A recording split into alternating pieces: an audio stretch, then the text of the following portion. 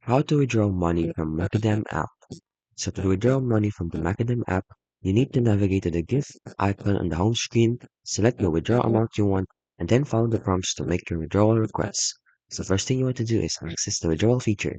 So open the app and then locate the GIF icon on the home screen. Then select the withdrawal amount. So tap on the GIF icon and then choose the withdrawal amount you want.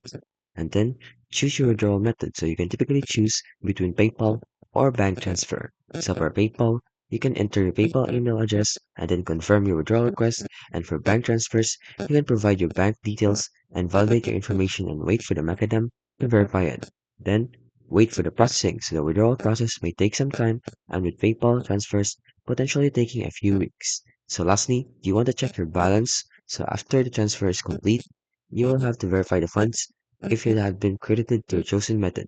And also worth noting that Macadam have different withdrawal requirements based on your membership level, so you may also need to validate your steps and other actions within the app to qualify for withdrawals.